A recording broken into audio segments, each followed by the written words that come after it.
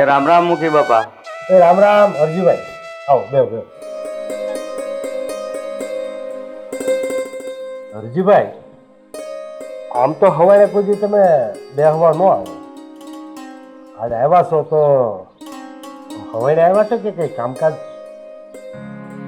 મુખી બાપા, કામ તો હતું એક જરૂરી, પણ આ હંધાય બેઠા છે ને એટલે કહેવાય એવું નથી. અરે હરજીભાઈ, એમાં શું છે? આ લોકોનું બધાનું કામ પતી ગયું છે, એ તો હમણાં ઘરે વયા જાય. પછી તમ તાર જે વાત હોય મને કહેજો. જાઓ ભાઈ. સીતારામ બાપા. એ હંધા આવજો. હવે બોલો હરજીભાઈ, શું કામ હતું? મુખી બાપા, તમને તો ખબર જ છે ને કે મારી દીકરી તમારા ગામમાં છોકરાના ભણાવવાની નોકરી કરે છે. હા, મારી દીકરી રૂપા 10 વર્ષથી અમારા ગામમાં નોકરી કરે.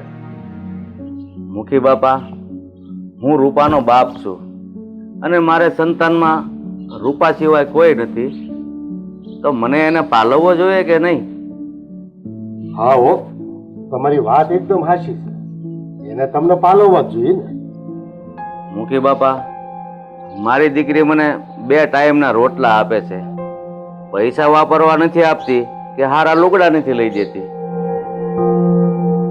જો ભાઈ, હું ગામમાં 5 માણસ વચ્ચે બેઠો હો તો મારે કાવડિયા વાપરવા જોઈએ તો ખરા કે નહીં? હા, તો હું રૂપાબેનને સમજાવું કે તમને વાપરવા સારું કાવડી આપશે. નહીં મુખી બાપા, તમે એને નહીં સમજાવતા, કારણ કે એ બહુ હઠીલી છે, તમારી વાત નહીં માને. તો પછી હરજીભાઈ તમે કહો, શું કરીએ આનું? તમે એક કામ કરો,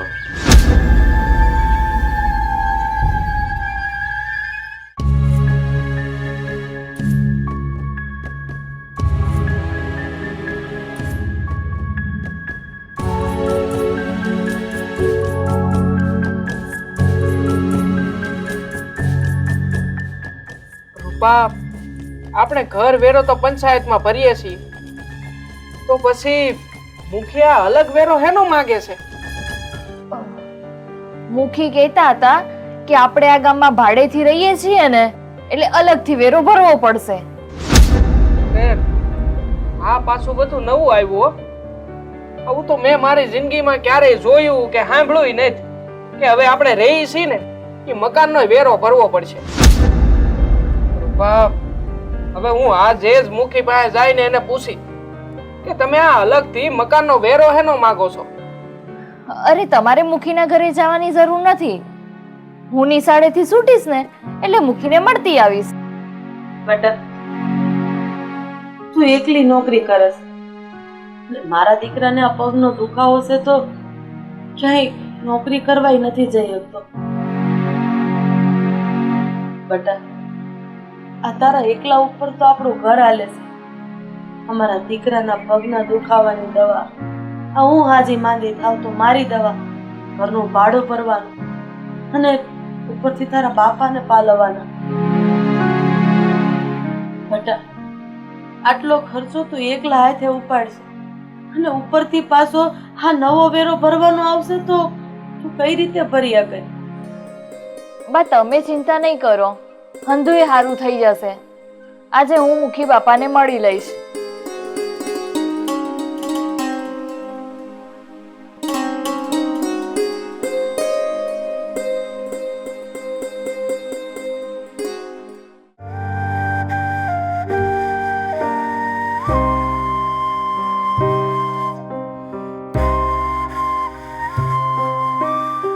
એ રામ રામ મુખી બાપા. હે રામ રામ. આવો માસ્તરાણી બેન. મુખી બાપા, તમે મારા બાપા હારે વાવડ મોકલાયા હતા કે વેરો ભરી જાજો. એ શેનો વેરો છે? રૂપાબેન, તમે આ ગામમાં ભાડે રહ્યો છો ને, એટલે તમારે ઈ વેરો તો ભરવો પડશે. પણ મુખી બાપા, હું પંચાયતમાં વેરો તો ભરું જ છું. ઈ વેરો જે તમે પંચાયતમાં ભરો છો ઈ તો ઘર વેરો છે. આ ગામમાં રહેવાનું ભાડે હોય ને તો એને આ અલગથી એક વેરો ભરવાનો આવે જ છે. મુખી બાપા, આવું તો મેં પહેલી વાર સાંભળ્યું કે ગામમાં રહેવાનો પણ વેરો ભરવો પડે અને આમ ગામની જમીનનું એ ભાડું આપવું પડે. તમે ભલે પહેલી વાર સાંભળ્યું હોય, પણ આ તો અમારા ગામનો નિયમ છે. ગામમાં જે ભાડે રહેતા હોય ને એને ભાડા વેરો પણ અલગથી ભરવાનો હોય છે, અને એ વેરો તમારે પંચાયતમાં નથી ભરવાનો, એ વેરો મને આપવાનો છે. કેટલો વેરો ભરવો પડશે મુખી બાપા? મહિને 500.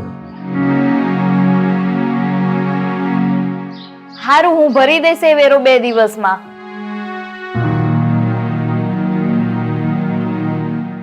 હું જાઉં છું મુખી બાપા, 2 દિવસમાં પહોંચાડી દઈશ એ વેરો. રામ રામ. હા બેન, રામ રામ. જાઓ.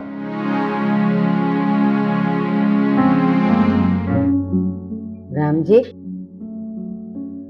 આવો વેરો તો તું કોઈ દી કોઈની પાસેથી લેતો નતો, તો આ નવો વેરો આવ્યો ક્યાંથી? અરે આવો કોઈ વેરો નથી, પણ આ શિક્ષિકા બેન છે ને એ એના બાપાને પૈસા વાપરવા આપતા નથી, એટલે આ વેરાના નામે આ બેન પાસેથી 500 રૂપિયા લઈને હું એને બાપાને વાપરવા આપું છું.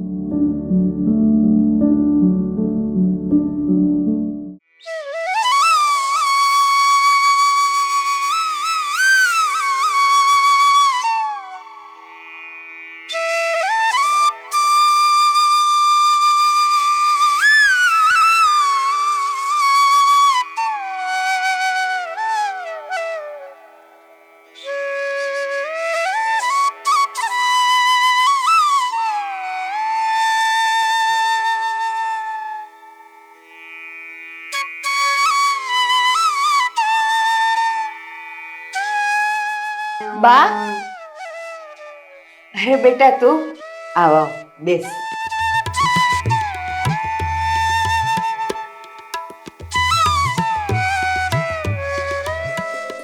બેન, મારે તમારી સાથે એક વાત કરવી છે.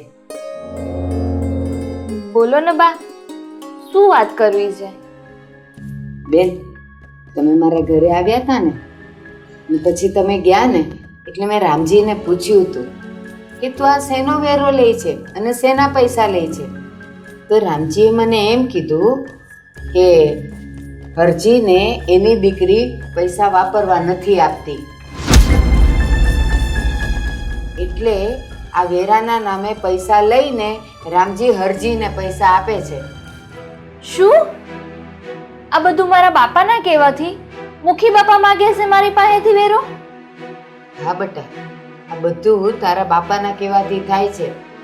તારા બાપા છે ને પૈસાના લોભીને લાલચુ છે, એને પૈસા વાપરવા નથી મળતા, એટલે તારું નામ લઈને મુખી પાસેથી પૈસા લઈને પોતે વાપરે છે. પણ બા, હું તો મારા બાપાને 500 રૂપિયા વાપરવા આપું જ છું. બેટા, તારી આ વાત સાંભળીને મને તો એમ લાગે છે કે તારો બાપ લૂંટારો છે. એ તું એને પૈસા વાપરવા આપે છે ને એનાથી એને સંતોષ નથી થતો, એટલે આવા ત્રાગા કરીને તારી પાસેથી વધારાના પૈસા પડાવે છે અને તારા પૈસે જ તાગડધીના કરે છે.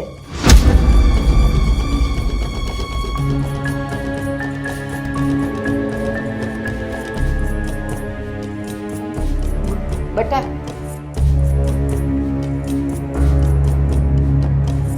આવાય બાપ હોય, સોડી મહેનત કરે છે, બાપને ખવડાવે છે, પાલે છે, પોસે છે, તોય બાપ એની પાસેથી પૈસાની આશા રાખે, અને આ રીતે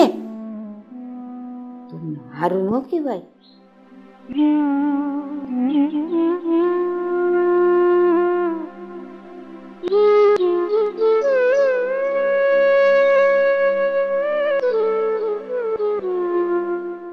બટા, આવી ગઈ તું? હા બા. મારી દવા લાવી? ના બા, આજે પણ ભૂલી ગઈ, પણ કાલે હું ચોક્કસથી લઈ આવીશ તમારી દવા. બટા, મને ખબર છે કે તું મારી દવા લાવવાનું ભૂલી નથી ગઈ, પણ દવા લાવવાના તારી પાસે પૈસા નથી. બટા, પણ તું મન હલકું ન કર. મને હંધીએ ખબર છે કે તારા બાપા તારી પાસે વાપરવાના રૂપિયા માંગે છે, અને થોડા ઘણા રૂપિયા બચે છે ને એ વપરાઈ જાય છે. ચિંતા કરો માં બા, આજે મેં મારી બેનપણી પાસે 200 રૂપિયા માંગ્યા છે. એ આપે એટલે હું તમારી દવા લઈ આવું. રૂપા, મને તો ઈ સમજાતું નહીં કે આ તારો બાપ માણા કેવો છે. રે પોતાની દીકરી પાસેથી આ રીતે કઈ પૈસા લૂંટાતા હશે. તમે મારા બાપાને કઈ નહીં કહેતા. ભલે ને એ મારા રૂપિયા વાપરે, એ હંધુય હું મેનેજમેન્ટ કરી લઈશ.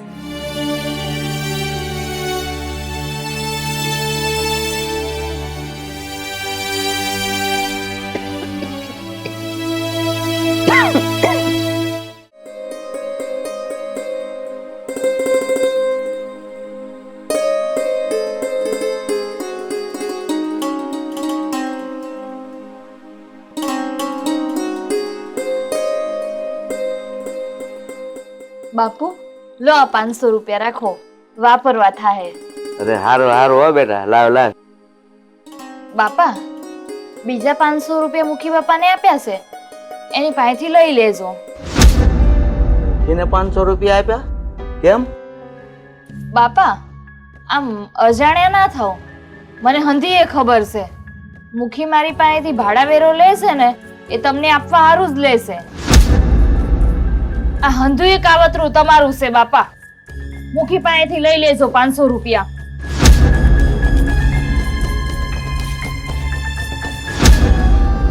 હે ભગવાન, આવું હું કરી રહ્યો છું? મારી હગી દીકરીને લૂંટી રહ્યો છું? મારી દીકરી બિચારીને હંધી ખબર છે, છતાં એ બધું ચૂપચાપ સહન કરી રહી છે. એને મારા ઉપર કેટલો અભાવ આવી ગયો છે. અરે મારા ઉપર કેટલી નફરત આવી ગઈ છે. હે ભગવાન, આ મેં હું કર્યું? હું મારી દીકરીની નજરમાંથી ઉતરી ગયો.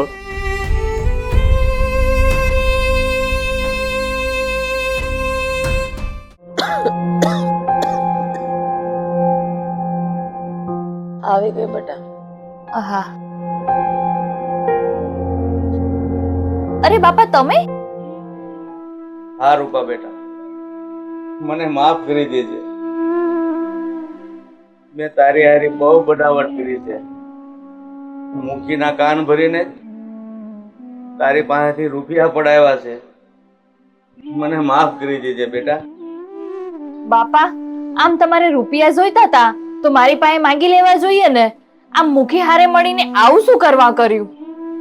બેટા, હું રૂપિયાના મોહમાં ભાન ભૂલી ગયો હતો, અને મને ખબર ન રહી કે હું આ બધું હું કરી રહ્યો છું. બેટા, મારી ભૂલ થઈ ગઈ, મને માફ કરી દેજે.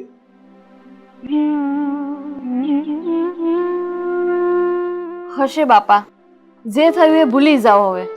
તમારે જે પૈસાની જરૂર હોય ને એ હવે મારી પાસેથી માંગી લેજો.